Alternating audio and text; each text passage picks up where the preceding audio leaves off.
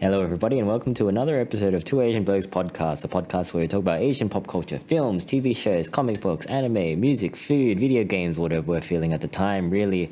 My name is Dan with a H, and with me, as always, is my co-host Tavi. Hi, Tavi. Yeah, we're doing another random movie that I was actually been looking forward to for a little while. Oh, really?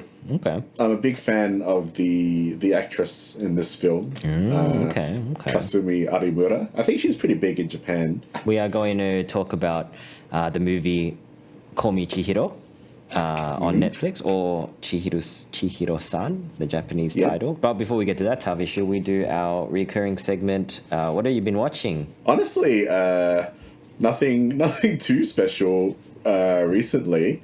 I've been meaning to watch Women Talking or Cocaine Bear at the cinema. Yeah. But I just haven't had the time. Yeah. Two pretty different choices there. Yeah, two pretty different movies. Yeah. One is kind of like, it's obviously I want to watch all the Oscar films. Yeah. And the other one just seems interesting. It seems like a good like turn off your brain kind of movie. Yeah. I've heard mixed things about Cocaine Bear. Yeah, I'm not expecting like the best movie, but like, it looks all right. I'm just hoping it's better than Violent Night. It seems like one of those things where it's like a fun premise, and hopefully it delivers on the fun. Yeah. But I've been watching just a couple of classics, watching The Sadness again. We may have a special guest coming on the show who has worked on The Sadness. That's exciting. So, yeah, that's pretty cool. Hopefully, we'll feed you guys more info on that. Yeah. Any excuse to watch The Sadness again. Yeah. It's a great movie. It's good. I remember enjoying it. I think I was a bit harsh on it the first time I watched it, but upon like reevaluation and just rewatching, it's like, this is a good fucking movie. It doesn't have as much of its like impact as the second time watching it, like in terms of the violence. Like, that's all right. But then again, we're pretty depraved. Disclaimer though, it's still pretty fucked up. Like, don't take our word as gospel when we say it's not that violent. I mean, it could be more violent. It's violent and fucked up. Yeah, it's pretty fucked up. Yeah. And I also watched good movie. Paddington. Yeah, I still haven't watched Paddington. I've only watched Paddington 2, but I did read a Paddington book recently. Yeah. Paddington 2 is generally received as the better film of the two, right? But I think heard Paddington 1 is pretty good still. Yeah, it's pretty good. Like, just rewatching it, it's like, it's quite a nice story, and there is like a kind of underlying theme that is I didn't really notice the first time I watched it however many years ago, but it's good. But I know there was a movie that you watched very recently. It's called Snake Eyes. Yes, well, it's Snake Eyes G.I. Joe Origins, or G.I. Joe Origins Snake Eyes, one of those. Oh yeah, not the Nicolas Cage one, which is probably a much better movie. No, I watched the one with our good friend Henry Golding, yes. And Iko Uwais. I keep forgetting Iko Uwais in this movie. In that like, film man, too. this is like, he's like in one of the best action movies ever made to one of the worst action movies ever made. Well, I mean, he takes what he can get, I think, in Hollywood. Still, I feel like he could do better. I mean, he's got the Vengeance series. What's that called? Fistful of Vengeance? Something like that. Assassins, that's it. Woo Assassins. Assassins. He's got that franchise going. One of the Star Wars films, briefly. He was in Triple Threat, wasn't he? With Scott Atkins. Yeah. And some other big actor. Yeah. Which apparently Tiger is Chen. also not a great movie. Tiger Chen and Tony Jaa is in that film. It's also got, do you remember that movie Chocolate from years ago? Yeah, Chocolate, yeah. Yeah, it's got that actress is in that movie as well. Is she?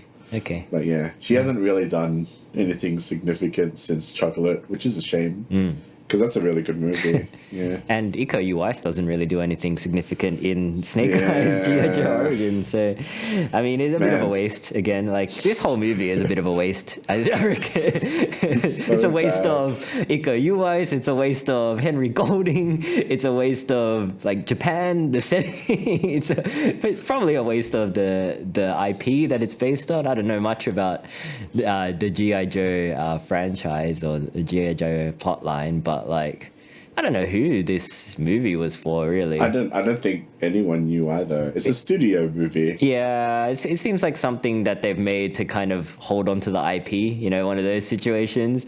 Asians are popular now. Get that guy from Crazy Rich Asians. What was the plan, though? Was it, like, they're doing, like, the origins of G.I. Joe. Okay, there's Snake Eyes, sure. People know what Snake Eyes is, who Snake Eyes is. But, like, who were they going to do next? You know what I mean? Were they going to do Dutch origins next? They're going to do a railroad origins. That might be a character from G.I. Joe. I don't know. But you know what I mean? Like, nobody cares about G.I. Joe, right? Yeah, not even the actors. Like, I was reading an article where Channing Tatum's like, he hated working on the first G.I. Joe. So he, like, made sure that in the second one, he died. Yeah, not only that, but he made sure that they show his death. Like, so there's no chance of him coming back. Yeah. I mean, he was like, I think it's kind of widely understood that he did that film out of contractual obligation. Yeah. Poor guy. Guy doesn't have any love for the franchise. But, you know, like, generally speaking, I don't know anybody that's into the G.I. Joe franchise and following it. It's like, it's not a Transformers situation, right? Like, it's not even a He-Man level franchise. I mean, I know some mates who are into the original lore, but they don't like the movies. They just like... I think I was talking to a mate before watching Snake Eyes, which I was naive back then. It might be a stupidly entertaining movie, but he was like saying, "Nah, I've heard stuff from it," and he said it's really bad. And then I watched it, and I think it's up there with like one of the worst cinema movies I've ever seen. Yeah, it's not much fun in it. 3 movies in that year were like worst cinema movies that I would put in my like list, along with like Max Payne and that Adam Sandler movie, Bedtime Stories. Oh yeah, okay. Those all in the same year, huh? Fair enough. The Bedtime Stories and Max Payne were different years, but okay. It was Monster Hunter, Snake Eyes, and Fast 9. Oh, okay. Were in the same year. Yeah. So it's like, I can't imagine going to the movies to watch this. And I wasn't even expecting that much from it, like, because I'd heard how bad it was from you, and not even like so bad that it's fun. It's just bad. It's just bad. Yeah. Blood-packed immediate betrayal. that was pretty funny. I chuckled a bit at that. The way it's edited, it's like this really like touching moment, and then Henry Golding's eyes are like all shifty as he's wiping the blood from his sword. You're like, Snake Eyes, you rapscallion.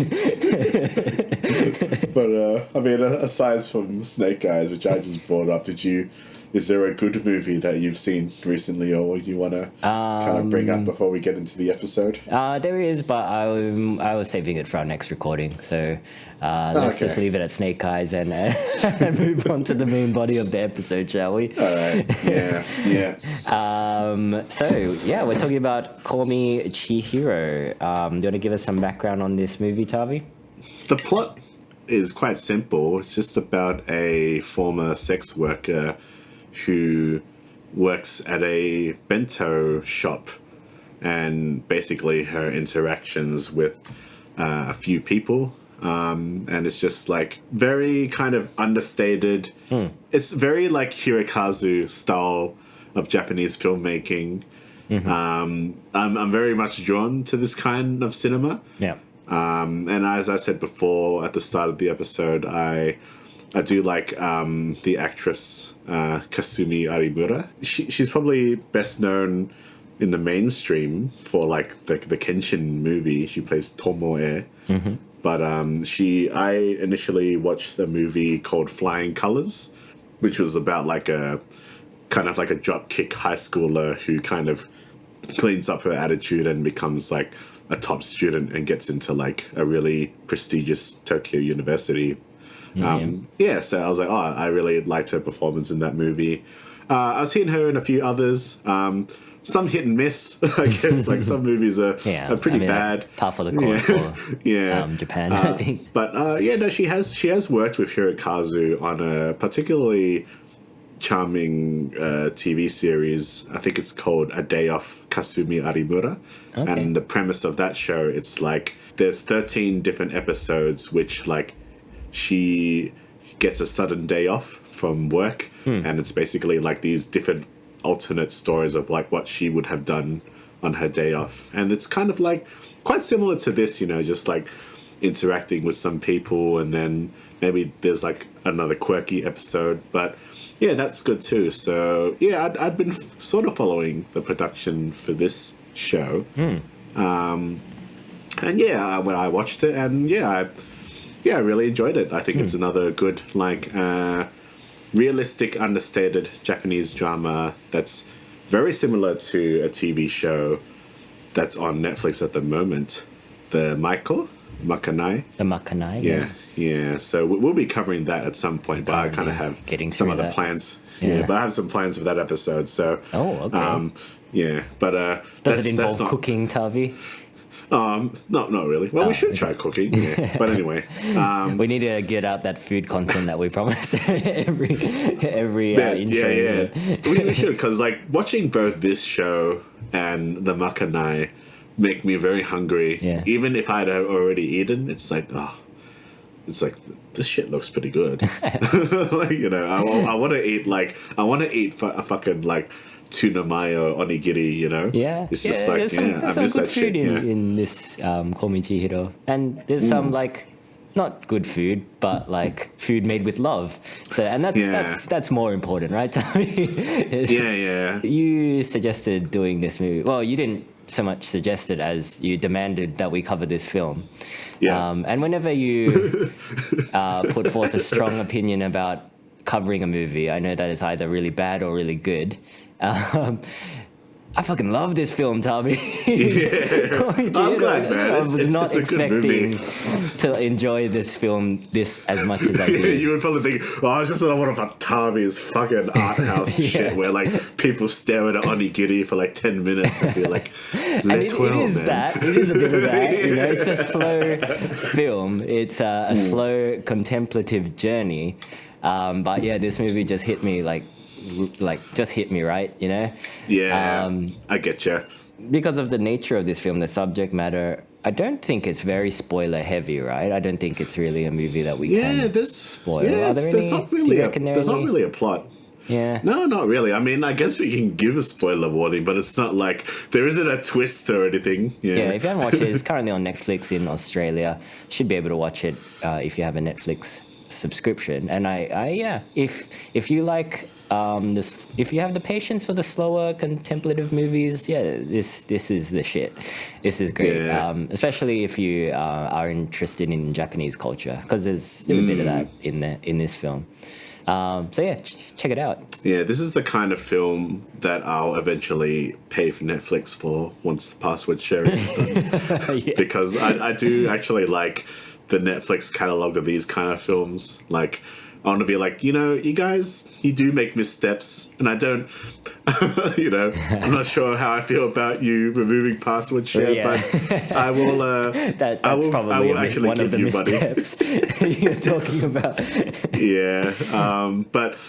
I watched this movie on the day it came out, which was a Thursday, and I had a pretty busy day, and I just sat back and just watched this movie and just sat in awe of like the beautiful like Japanese kind of like suburban landscape and shit. It's just like, man, this kind of cinematography is like, it's really hard to explain why it's good, but there's just a lot of very natural looking scenery or like natural looking sets. Yeah. And just everything is just placed and balances everything well, you know. And a lot of the shots where Chihiro is just talking with someone, they're like barely edited, you know. They'll only cut to a close up when something is important. But like, yeah, a lot of the shots. I mean, you'll notice in a lot of these kind of understated Japanese dramas is that they tend to do like what we call like medium long shots, which is basically from like kind of like the shins upward, or that's like what you'll see. Like a lot of the shots of the characters like to remain wide, and it's kind of like giving the character space. I mean, like exterior shots. Okay. No, just like of characters. Like there's a lot of them. It's like it's never really that like close up where someone's fucked up the CGI, so they've had to like shoot an actor on the green screen, kind of. Well, I mean, like, because when they are indoors, though, there's not as much space for that kind of framing. But it's still really wide. Like if you look at it, it's still quite a wide angle. And I think the advantage of like Asian films in general is because the space is so limited. But if you use like a wide angle lens, like. A lot of the encroaching things on the frame actually make up part of the story. It's a way to fill up the frame without having like blank walls that like, you know, look shit. So yeah, that's something that you'll notice if you watch a lot of these kind of films. Yeah, like a lot of the sets, as you call them, the interiors, they do look very natural. They look very lived in. I think we've talked about this in the movie Ito as well. It's like all of the spaces, they have a genuine sense that somebody has lived in this place. It doesn't feel like a set. It's almost like they've just gone into somebody's house and just filmed as it is, you know. There's like clutter, and there's like dirty dishes in the sink, you know. And that whole thing gives like a real kind of genuine effect to the movie. And for like the exterior shots, yes, they are well shot, but also like the natural beauty of Japan kind of does a lot of the heavy lifting. I reckon. It's true. We had this discussion recently about Australian landscape to us. Yeah. We said how generally creatives, and I'm sorry to Australian artists about this comment, but Australian creatives tend to struggle with like getting inspiration, like involving just like shooting anywhere. Whereas like we said, like if you're in Japan and you just like point and shoot at something, it's just gonna look good. Yeah. Because like Japan just looks good. Like even in Snake Eyes, which I talked about before, it looks like everything good about that movie is just the way Japan looks naturally. You know, it's like a shot of a dirty alley with a vending machine in it. It looks great. And then Henry Golding walks in, and you're like, oh. Yeah, okay. We're still watching Snake Eyes, I guess. Snake Eyes, yeah. But I mean, like, I can't believe we're talking about Snake Eyes in this episode. But like, if you look at the different contrasting aspects of, let's say, the color grading in this film, I tend to believe that there wasn't very much done to the post footage in Call Me Chihiro. Because it looks very it looks very realistic. I mean, if I probably saw some behind the scenes and there's actually some dude with like all this fucking gear, it's like, nah, man, it took fucking ages. But like, just the way, I feel like the way that this movie is colored is kind of like, it's not the neon glow Tokyo that you might be used to seeing in a lot of like, you know, westernized views of Japan, Bullet Train. But like it's Snake Eyes. I guess Blade Runner, Snake Eyes too, Fast 9. But like I really love, like I always try to like get this kind of color grading. Like I've been practicing. I never get it properly because my cameras weren't that good. But like I recently got some new stuff, so I'm gonna play around with that. But yeah, like this is kind of like my favorite style, one of my favorite styles, like aesthetically looking films. It is very pretty. Like the blue of the sky, you know, against the kind of suburban environment that they're in. Like, it's not a city, it's not Tokyo, it's some kind of seaside town that Chihiro's living in currently. And yeah, like, I think you're right, like the coloring is quite natural. I remember watching a film during last year's Japan Film Festival, something about baking, Bread of Happiness or something. Oh yeah, I think I remember. I forgot the title, but Yeah, something like that. And it's about like a pension in Hokkaido somewhere. And they go through each of the seasons, and each of the seasons has a distinctive coloring to them. But I think in that film, they've kind of enhanced the coloring so that like each kind of section of the film is highlighted a bit more. So like the summer is very green and very blue, and the winter is very white. Whereas in this film, like, yeah, it doesn't feel like they've done anything extra to it. They've just kind of let it as it is. But it still kind of has that kind of soft filter that I feel like a lot of Japanese films have. Yeah, whether or not that's just kind of like a staple of Japanese filmmaking, I'm not sure. Maybe that's just what Japan looks like on camera. Not 100%, but yeah, looks good. Yeah, no, I think they generally like that very soft look. I remember I didn't initially like that look years ago until I lived in Japan, and I think I kind of just like got it, and then after studying like movies for a while, I'm like, oh yeah, this is actually like one of my favorite looks, like this kind of soft look. When we were growing up, we were watching fucking Transformers, and it's always like teal and orange, you know, that kind of look, and like you kind of get a bit sick of it. This is a Netflix film, but it doesn't have that like cheap Netflix feel. Let's say like, for example, Senior Year, right? Like the footage on that looks like sharp and clean, but it just looks cheap. Whereas, like, I mean, I don't think anyone really gave a shit working on that movie, but with a movie like this, there's definitely, like, a lot of care and patience that went into crafting something like this. This might be our bias as well, you know? Could be. Yeah. Like, people that might be new to this show might not know that Tavi and I have lived in Japan for a while. So you a lot longer than me, but so we do have a bit more of an attachment to probably this aesthetic than other people, and maybe some of the sentiments as well in this film. That said, like, I think this is a film that would appeal to a lot of people that like this kind of film. It's definitely not a film for everyone. Not for everyone. You know, you're not gonna go to your like local like tradie and be like, watch this movie. Like, I wasn't surprised when I saw it's only got a 6.5 on IMDb, because I mean, it's not a crowd pleasing film, I would say. I think it's a little bit higher. Oh man, when I first like watched the movie, I'm like, oh, this is an excellent movie, and then I was just curious, and then I went on the IMDb, and then it had like 5.6 at first. I'm like, what?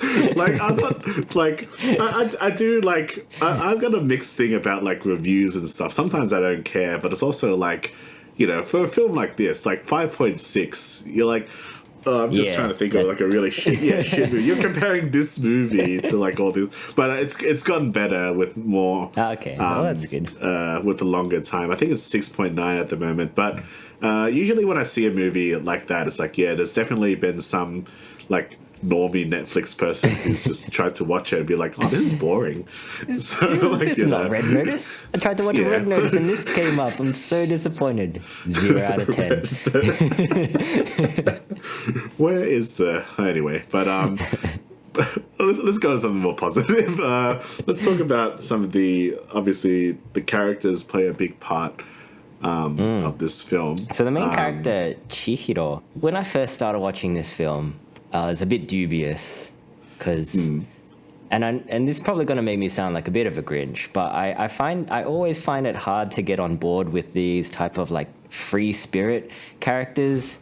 You know, like Phoebe was my least favorite friend from Friends. You know, like I just find them really kind of unrealistically goofy most of the time, and like a little bit selfish, if I'm going to be honest. Like if everybody in the world was a free spirit, the wheels would fall off the bus pretty quickly. You know, if everybody in the world was like rolling around on the asphalt outside talking to cats or whatever Chihiro does at the start of this film, that's right. She's just like, we wouldn't get anything done, Tavi. We wouldn't have all the nice things that we have. So like when Chihiro's character was introduced like that, and she's doing stuff like that, talking to a cat or hanging out on like a kid's playground equipment, I did kind of roll my eyes a bit, and I was like, oh, okay, this is what it's gonna be. But like, luckily, I think Chihiro becomes a lot more of a realistic character quite early on in the film. Yeah. That passes pretty quickly. But I think it's interesting that you did say like these kind of characters are like selfish, because if you think about it, Chihiro is like a little bit selfish. Yeah, she is. Like, she is. I think she comes off as like, as you said, like one of those free spirits who wants to care for people. And at the start, you think she like, it seems she genuinely does like care for people, but as the movie goes on, like her efforts aren't really rewarded, and like people go like against like the nice things that she's done, and it's like she starts to kind of feel a bit disheartened by this. Like an example is her looking after Makoto, which is like one of the kids she comes across in the film, who's kind of like neglected by his mum. So Chihiro's introduction to him is like he plays a pretty harmless prank on her, and she like grabs him by the scruff of the neck and starts beating him up. I'm like, whoa, lady, calm down. She cuts him, doesn't she? No, she like grabs him by the scruff of the neck. She's like shaking him and stuff, and he's like, oh, it hurts, and then he stabs her with a compass. And then that's kind of like where they both come down a bit. But like she's an adult, man.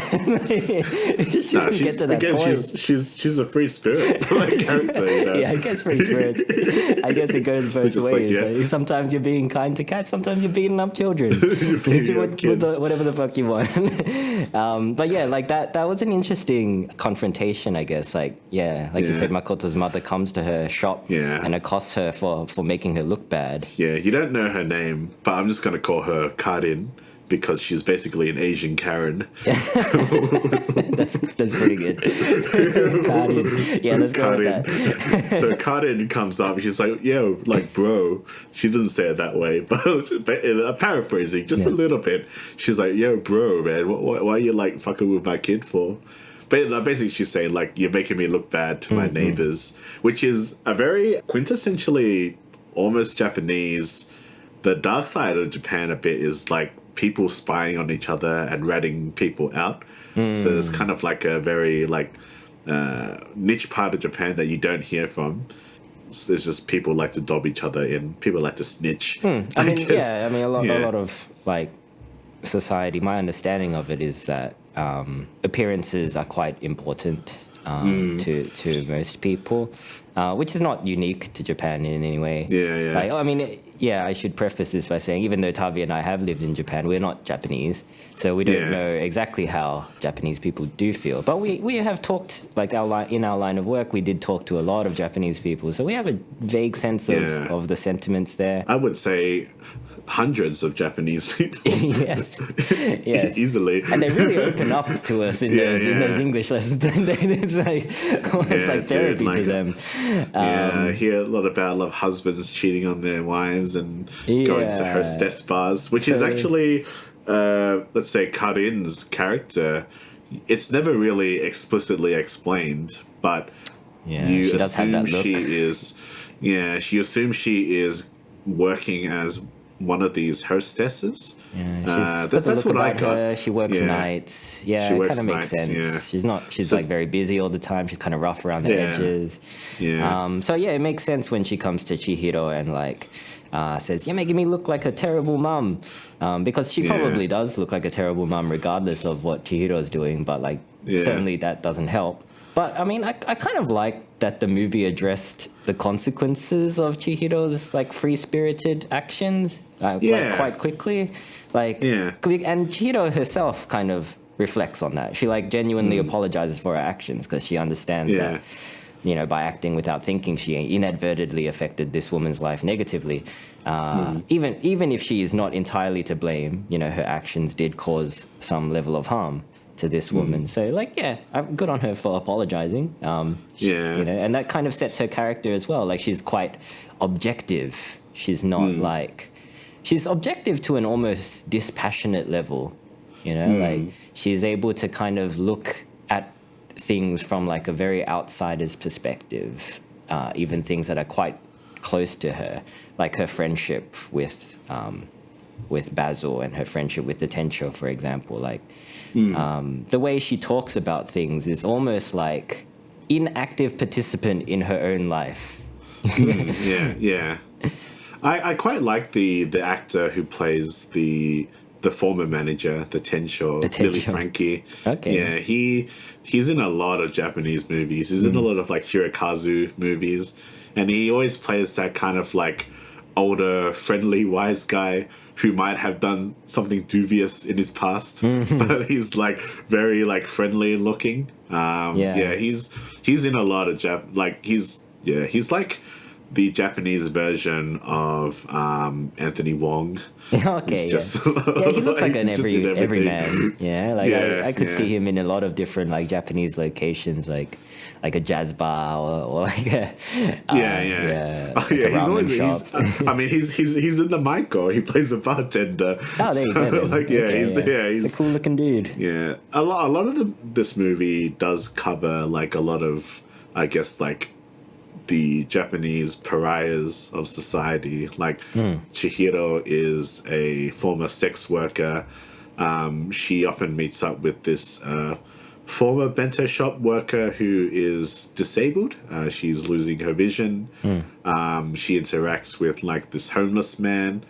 Then, you know, there's a couple of the high school girls she interacts with. One is Okaji, who's kind of like has an interesting life because like she feels like an outsider, but like she kind of lives quite a privileged life, but it feels kind of empty. And she's not necessarily bullied either, but there's just like this very subtle kind of unexplained feeling of loneliness that she has. And it's not really resolved. But that's the thing about these movies, is that it doesn't really tell you a lot. Like, you kind of have to accept that they've had a past. And even with Chihiro, like, you don't really know what she's done.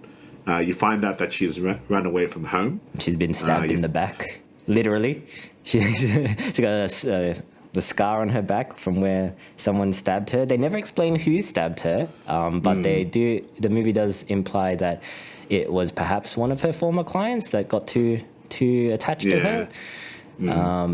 But yeah, like a lot of the character, I think all of the characters in this film display some level of loneliness or a version of loneliness, which I think is like even Karin does. It's the main theme of this film, right? It's loneliness, which is kind of attached to the theme of like of the family you find rather than the family that you are born with.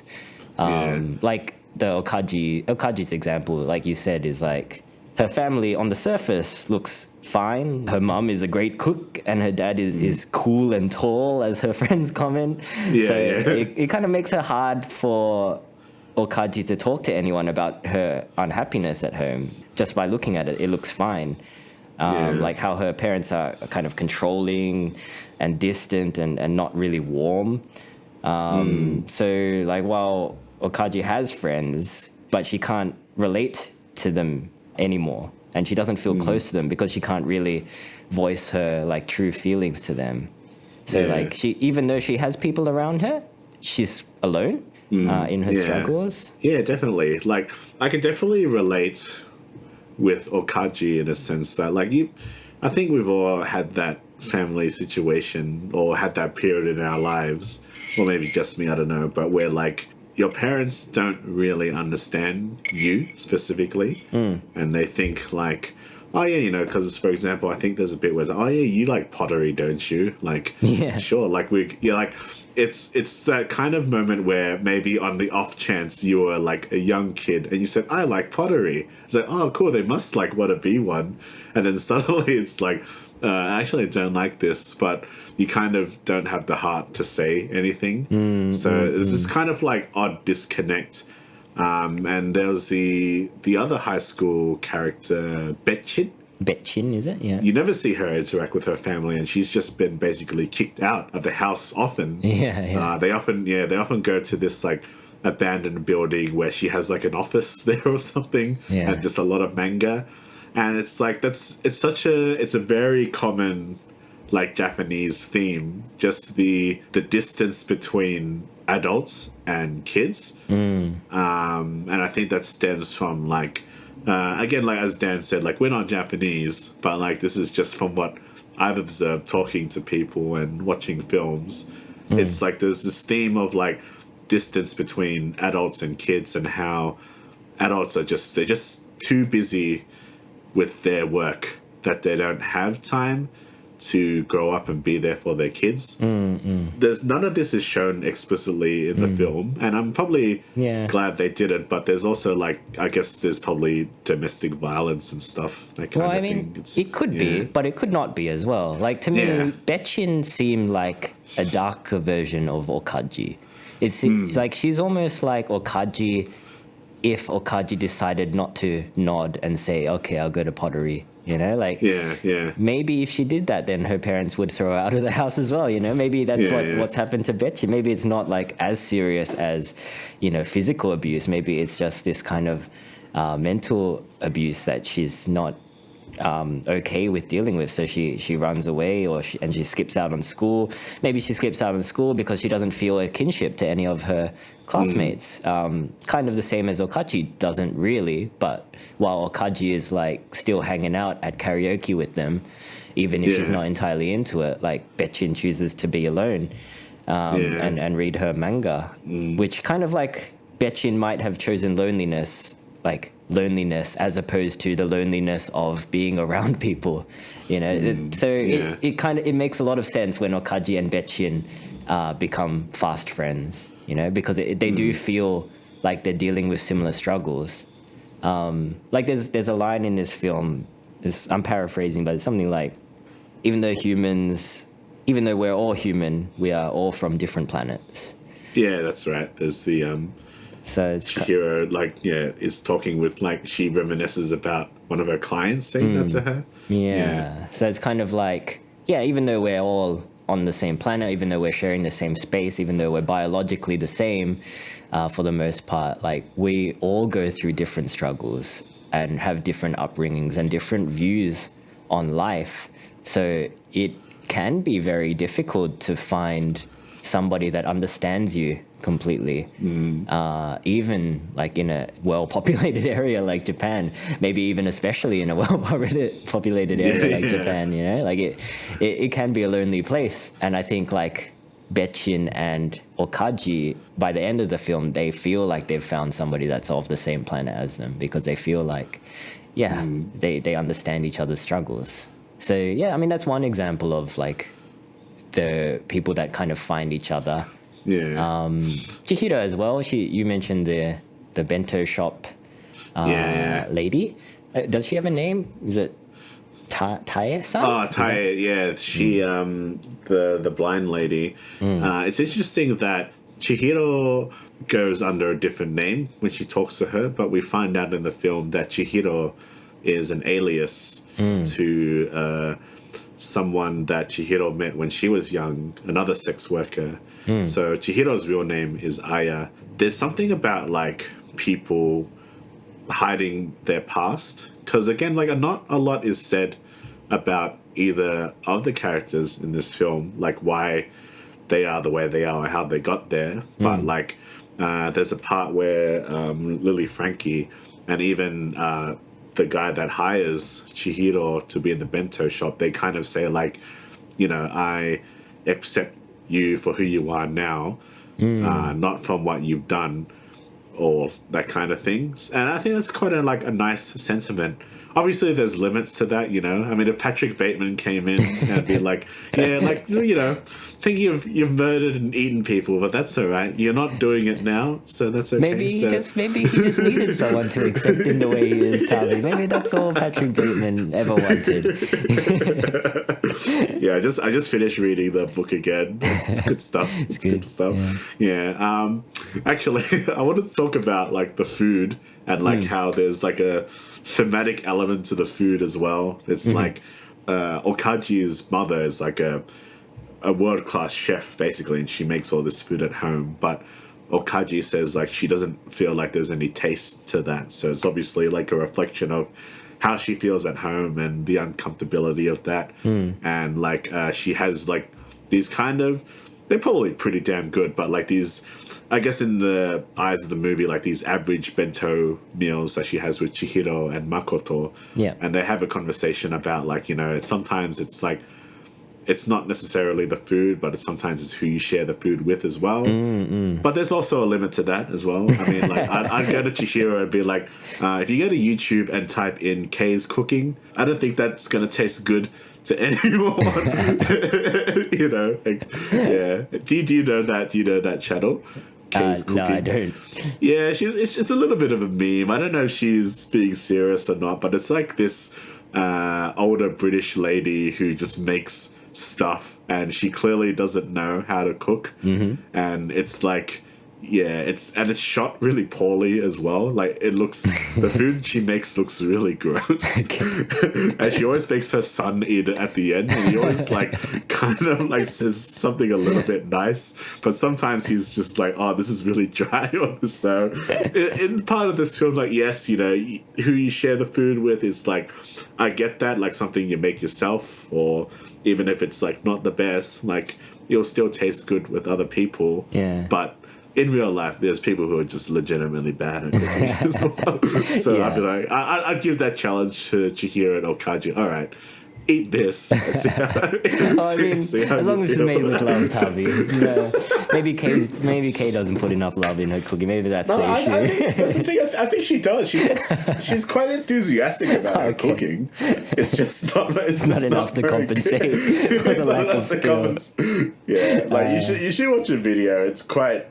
Like it sounds pretty entertaining. Like, I mean, I'm not the best chef, nowhere near the best chef, but I see like some of this cooking. I'm like, I don't know who taught you how to cook, but I think part of me thinks it's a bit trolling because it gets views. So yeah, gives people content. People just clown on her all the time, and I think she takes it into good spirits. So good on you, Kay, for. Yeah. Being bad at cooking. I'll check her out. Yeah. But yeah, the food in this, it does play a bit of a role. Like one of the key scenes in Okaji and Makoto's arc is like Makoto is this kid. Yeah, he's basically raising himself because his mom is busy working nights and stuff. Like often you see him at home alone, watching TV, eating his spaghetti and whatnot. But like. His mom does kind of straighten herself out to an extent. Like she comes to appreciate like how Makoto chooses to love her, even though he is a bit of a ratbag. And she's still like a Karen about it as well. Yeah. She still complains about him, but like Okaji comes over to his house because of reasons, and like Makoto's mom cooks yakisoba for them. Which is kind of, it's comparative to Okaji's meals that she has at home regularly. It's a plain meal, but upon eating it, like, Okaji kind of breaks down in tears because, like, she can literally, like, taste the love in this simple meal, something that she's unable to taste at home. So, like, that kind of thematic element of the food, its relation to the, like, relationships in the film, I think it becomes really clear in that scene. Yeah, there's definitely like, I mean, just talking about it now, there's a lot to unpack in this movie. And that's the thing about these kind of films is that you can unpack so much when the film doesn't necessarily explain it to you. And that's what I love about these movies. It doesn't really hold your hand, you know. You can discuss certain elements and themes from this film. And it honestly like makes you a better person watching these kind of films. Like it's not a film that's marketing itself as saving lives, but like it doesn't need to. It's just like you can gather so much from like the depths and the layers of this film. For sure. I will admit that in the second half of the film, there is an element of it being a little bit rushed. Because, like, as much as I like the... I mean, I'm going to contradict myself saying this. As much as I like the unexplained aspect of this film, I think some things kind of just happen out of the blue without, like, not too much build-up. Like, there's a bit where Bajiru is angry at Chihiro because, like, Chihiro and Lily Frankie, I've got the character's name. Just Tensho, I think. They, like, have a heart-to-heart about, you know, how Lily Frankie is basically a father to Chihiro because she ran away from home. And then, like, Bajiru is just, like, kind of suddenly upset because she's really into Lily Frankie. And then she confronts Chihiro that, like, why are you so friendly with this guy? Like, do you used to sleep and blah, blah, blah. And then Chihiro kind of explains the difference between, like, love in a relationship and kind of love as a, like, family. Like, the difference between a man and a woman and just, like, friends, that kind of speech. Yeah. So it's kind of like, at this point of the film, Chihiro is having kind of not a breakdown, but this is kind of the low point for her in the film. Yeah, she's a bit sad. She's found out that her mum has passed away, which, like, she says she's not sad about. Because she had a distant relationship with her, but, like, it's clearly affected her, and she's a bit down in the dumps. So, like, she should, like, be a bit emotional, but then she's, like, suddenly, like, Aristotle. And just, like, explaining this shit to Basil. I mean, like... He's just, like, pissed off. To be honest, I don't think that's a difficult thing to understand, is it? Like, I don't think... Maybe you don't have romantic feelings for this older guy. Like, I don't know what Basil's problem is, to be honest, in that scene. That's the thing, because it seemed like a little bit... Because I think this is based off a manga, so they had to move the plot a bit faster, I guess. So, like, Basil is kind of just upset all of a sudden, and it's like, and then they, like, basically resolve that in, like, the next scene. It's kind of there's a bit of a random confrontation. Because they don't really, like, they don't resolve it, like, together. They, like, Basil actually goes on a date with the Tensho, and that's kind of how it's resolved, right? Like, because I think Basil's problem, she's like, maybe the Tensho doesn't actually see you that way as a father. But then he comes up, he's like, no, I actually do see her that way. I was like, okay, cool. Situation resolved. Let's all have a barbecue. A rooftop barbecue or whatever. I think that's probably the only real complaints that I have about this movie. And it's like, it's nitpicking, because I watched this movie twice, because I watched this movie and I really loved it. I'm like, all right, I'll try to be a little bit more critical on the second view. And, like, this movie is very just relaxing to watch. Like, I find it very easy to watch as well. Even though there's a lot of fucking loneliness in this movie. A lot of loneliness in this 2-hour, 15-minute film. There's a homeless man that literally dies alone. I don't know if an easy watch is the correct nomenclature. She buries him. Cat gets hit by a car, like, you know. Where she just picks up this corpse of a cat and just buries it. And then she has sex with a guy after that. She has sex with that guy who is also probably experiencing loneliness on some level. It's got a troubled past or something. Loneliness is obviously a key theme in this movie. I think it's like the quintessential Japanese theme. There is a more subtle theme in this film that I saw. A theme of, like, staying the course. There's an expression in Japan that goes something like, the nail that sticks out gets hammered back in. Have you heard that expression? Definitely. You stuck out in Japan, didn't you, Tom? You got hammered back in pretty quickly. Yeah. So this expression reflects like Japanese society's popular view on individuality, which is don't be an individual, I guess. Yeah. Like it's better to blend in than to stand out. It's probably changed a bit since we were last there, but there is a clear difference between like this kind of societal value in Japan and in the West. Like for example, the education system in the West kind of encourages people to specialize in what they're good at, while in Japan they would encourage you to focus more on the areas in which you're lacking, so that you can kind of become more well-rounded. Like in this film, there are a couple of allusions to characters that advocate staying the course or going with the pack, like doing what you are quote unquote supposed to do and acting how you're supposed to act. Like Okaji's parents are probably the key example of this. So like the wife should be good at cooking and diligent at home. The husband should be the respected head of the household. When he says you want to do some pottery, you better believe you're going to be fucking doing some pottery. You know what I mean? You better be damn excited. You're going to love pottery. You're going to do the pottery on the weekend and you're going to love it. So that's kind of where like Okaji's like repressed animosity for her parents kind of stems from, right? Because they don't understand when she says she doesn't want to do pottery, and they literally can't believe that she would want to do something else. Like the same way that they can't believe that she would make some crappy rice balls even though her mother made like the perfect meal for dinner. When Okaji explains this to Chihiro, like pretty early on, Chihiro seems to understand like the situation pretty well. Like she says something like she hates people that rigidly cling to those kind of societal norms. And that's when she tells Okaji like the story of when she made like her own sushi as a child.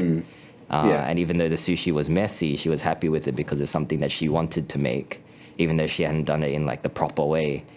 And that comes back in like a flashback that we see where Aya, so the young Chihiro, Aya, is eating that sushi. And that's when she first meets that sex worker that she gets her name from, Chihiro.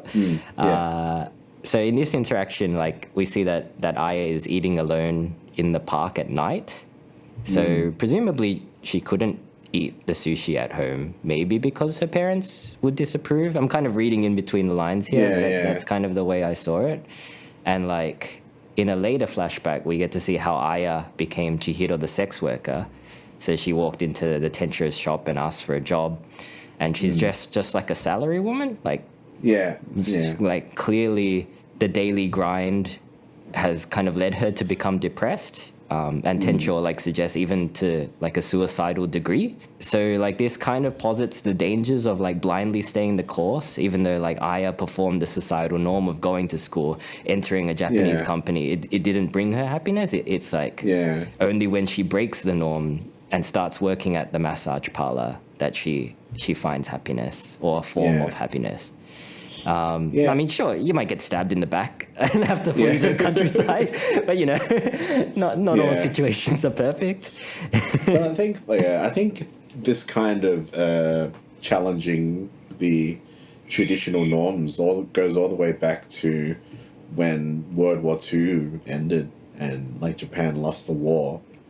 After that happened, there were a lot of these movies that came out, especially I think there's like Elegy of Violence. This is about like schoolboys who kind of just go on a like violent tirades like around post-war Japan.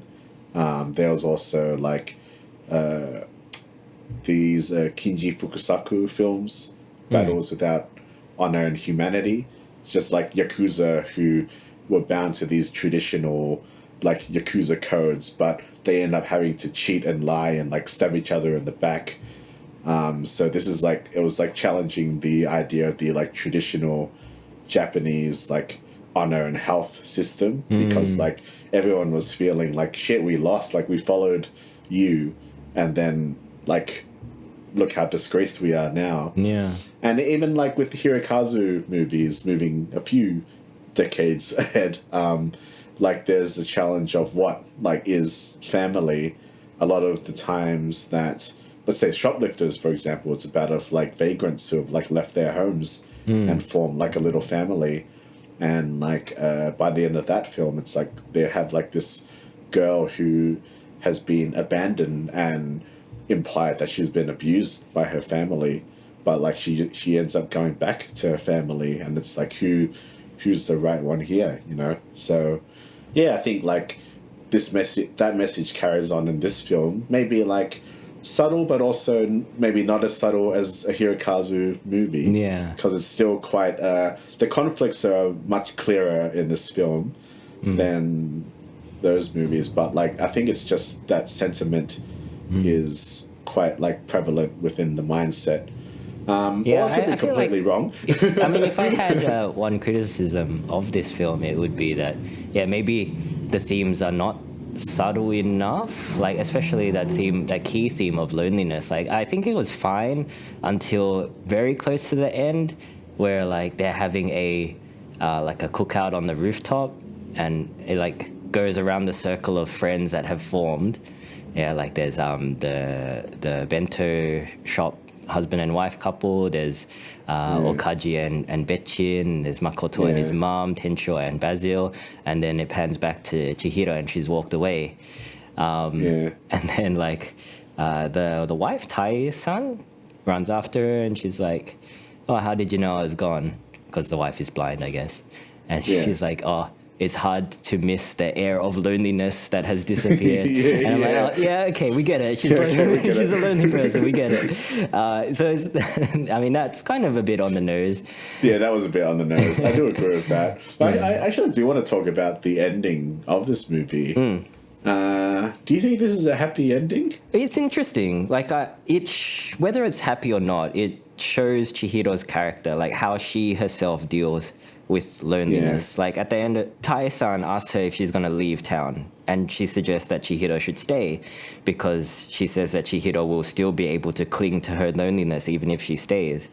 But Chihiro is not convinced because she can kind of feel herself falling in love with this group of friends and getting drunk on love, as she calls it.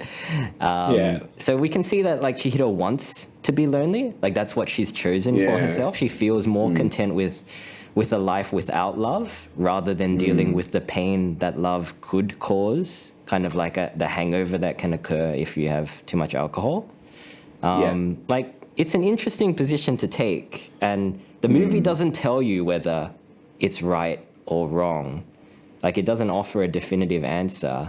Like, Chihiro moves to start over at a new town and leaves all her friends behind. So presumably her friends will be sad that she's left, but they'll probably forget that sadness eventually. So like, it's kind of like a bittersweet ending, I think. Yeah, I think so too. Because like when I first watched this movie, near the end of it, like it was quite late, so I was a bit tired. But like on just second evaluation, I'm like, I'm not sure if this is like, let's say, you know, the classical good ending. Like we see Chihiro has gone on an arc through the film, but it's kind of sad that she is not able to overcome and beat that loneliness. But as you said, like, is like whether or not being lonely is a good or a bad thing, you know? Like, I mean, maybe for her, really know. it's the right thing to do. Because Japan can be a lonely place. But I kind of like that about Japan. Like sometimes there's kind of like a romantic element to being alone. You know, like that's why people take solo trips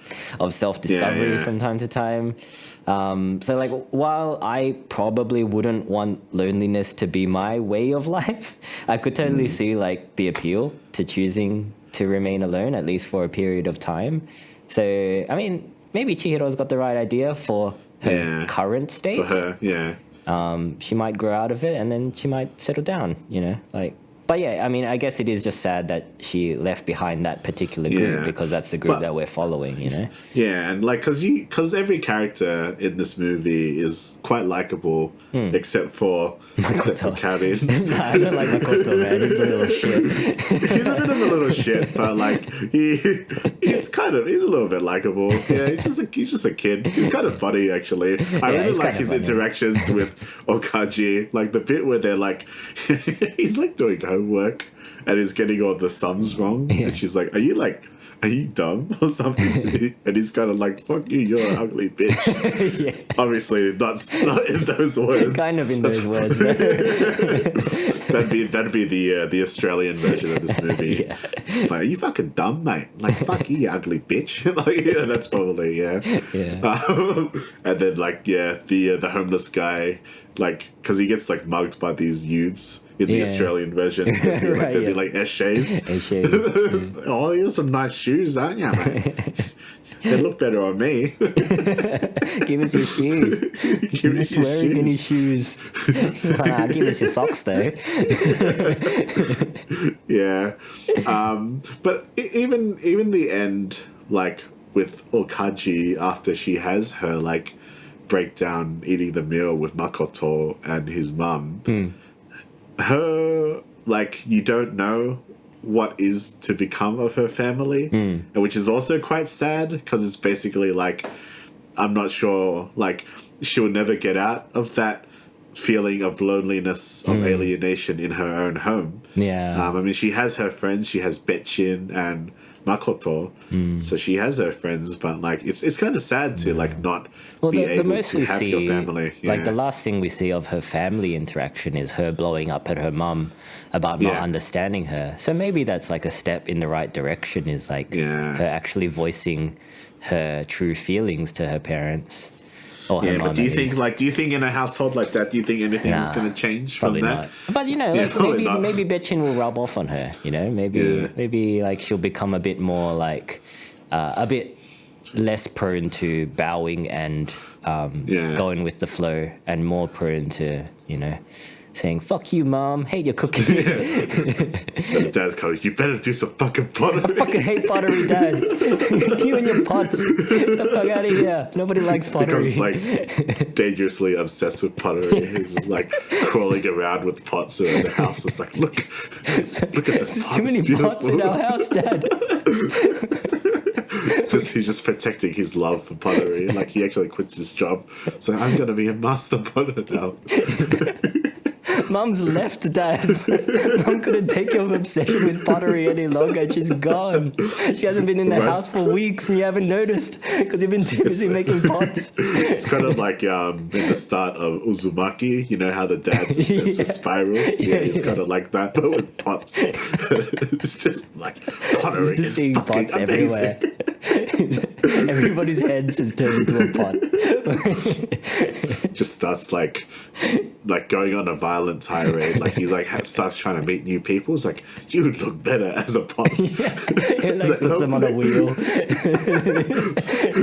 It's like scooping out their insides and turns them into pots. Oh yeah, that's the sequel. There goes all of our analysis and like deep shit. So yeah, just pots.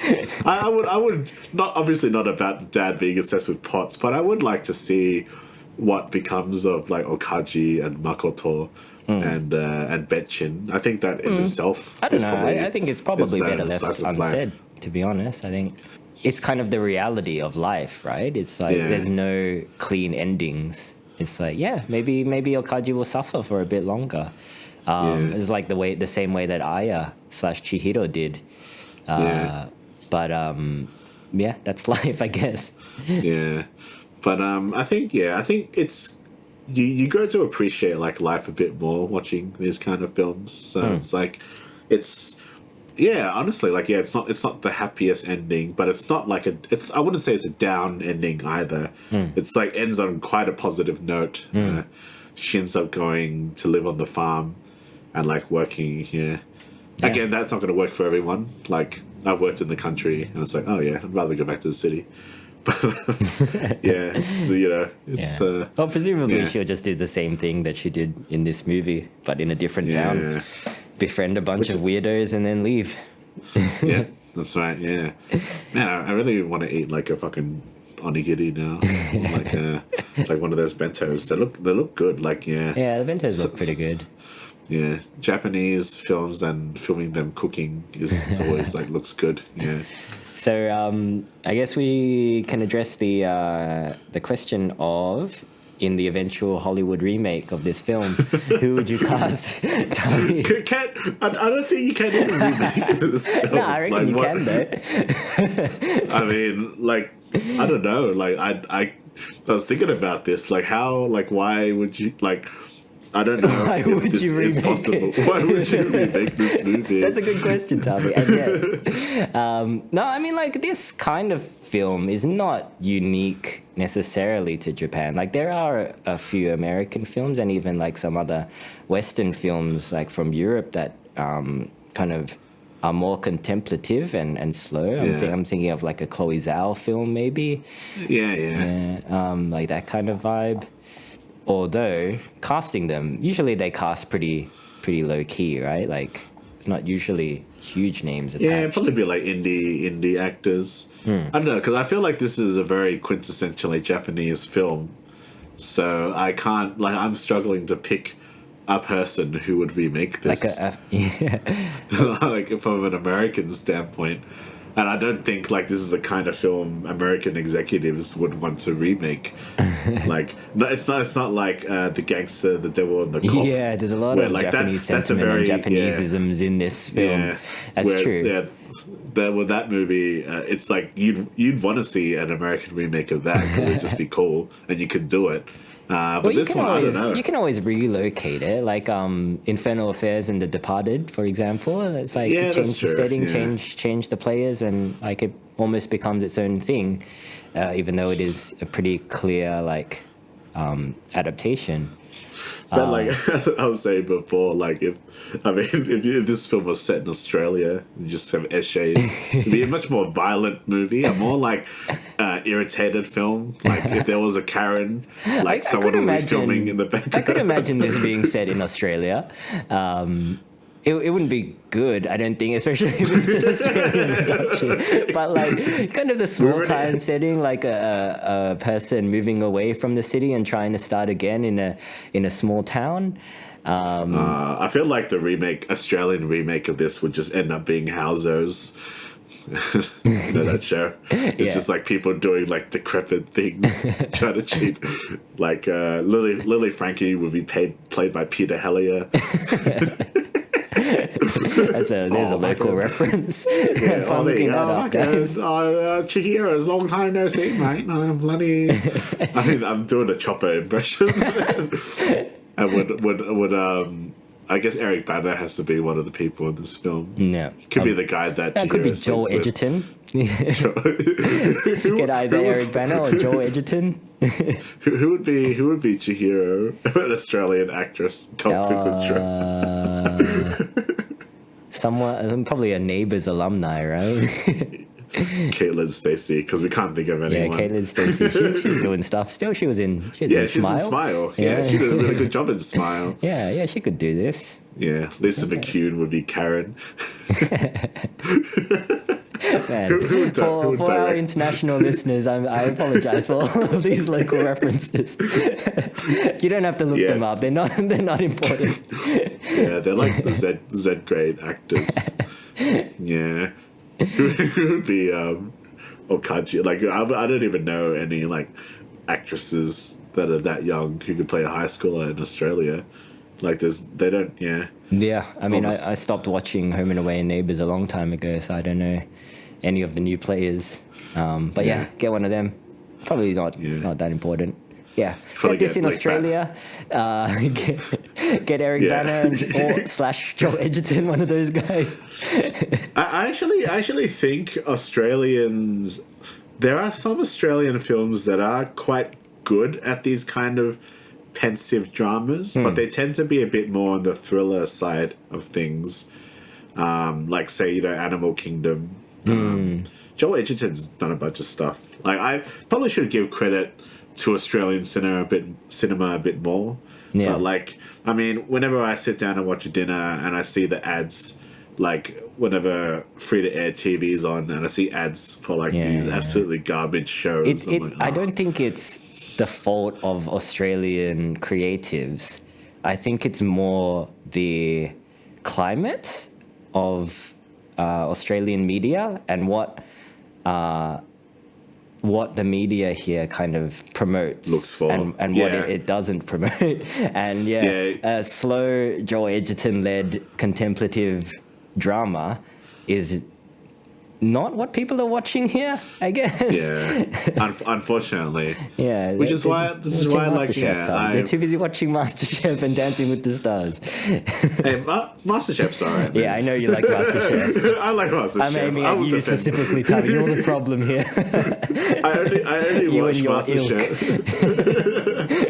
I don't watch any of the other shit. But I mean, yeah, like hopefully, like with the release of this episode, hopefully it puts more eyes onto it, because it's only really dawned on me recently with you telling me like people that we don't know personally actually listen to our rambles, which is pretty interesting. Yeah, amazing. Even though the views are there, it's just like, oh yeah, I'm like, fuck, I forget, I have to be a bit more careful about what I say.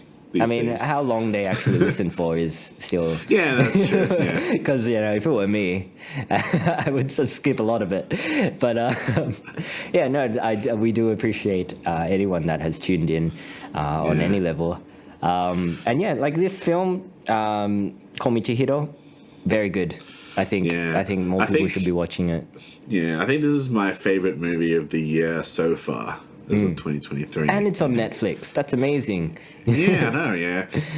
Support Netflix when they make good shit like this, yeah, guys. I mean, it doesn't matter whether we support Netflix or not. Like, they're still going to do whatever they want. They're still going to cancel shows randomly. They're going to cancel fucking Mindhunter randomly. I read that they cancelled Mindhunter. But still somehow keep doing Emily in Paris over and over again. What the excuse for Mindhunter was, I think, we're not sure if there's a big enough audience for this. Like, are you kidding me? Like, when Mindhunter came out, it was all everyone ever talked about. And people, like, it's been a while. People will welcome it back. People want to see it. Yeah, people even though Sandman was like the number one show for a while, it's like they still almost didn't get renewed, And even like the creatives behind that, they were like, we know this show is really popular, but please show your support more because Netflix could cancel us at any time, please. And they nearly didn't get renewed. So, I mean, who knows what's going on in Netflix head office? I'm still pretty convinced that there's somebody there that's intentionally trying to sink the ship because of like tax reasons or something. Like it's a producer's situation, I reckon. But they keep accidentally making good stuff. It's like they've been like, oh, we'll make this fucking show called Squid Game. I'm not gonna fucking watch this shit. And then it's just like, how did we get so successful with this show? It's like, I'll probably eventually get my own Netflix account. You're gonna have to. You're gonna have to, Tabby. That's what because that's our work, right? That's what they're aiming for. With this no password sharing stuff. You bastard Netflix, you beat me over. But that's all right, Netflix. You make good shows like this. Sometimes. Then Can't wait till Red Notice 2 and 3. And then I'm gonna hear a manner of people say, "This is a good movie." I'll be like, "It's not." But I think we can probably close this episode. Yeah. Right, watch this movie. It's good. Watch it. And if you did watch it, what did you think about it? Did you enjoy it as much as we did, or did you find it a bit slow? Who would you cast in the Australian remake? And why is it Peter Hellier? Let us know. You can get in touch with us at twoasianblokes@gmail.com. You can join our Facebook group to be part of the conversation, or you can follow us on Instagram at twoasianblokes to see what we're up to. Getting hungry. Let's get some food. Preferably some food made with love. There's no Japanese shit near my place. Just make your own rice balls, Tavi. You probably have tuna at home. You probably got rice. Nah, we got like medium grain rice. It's kind of shit. It doesn't like clump together. It's actually like it's always really wet. We regret buying this particular brand of rice. Yeah. How much of it do you have left? Still like half a bag. Oh, no. So Yeah. But All right. Anyway. All right, guys. See you guys. Take care of yourselves. Don't be lonely. If you are lonely and that's what you choose, that's fine as well. But we love you. Sure. See ya.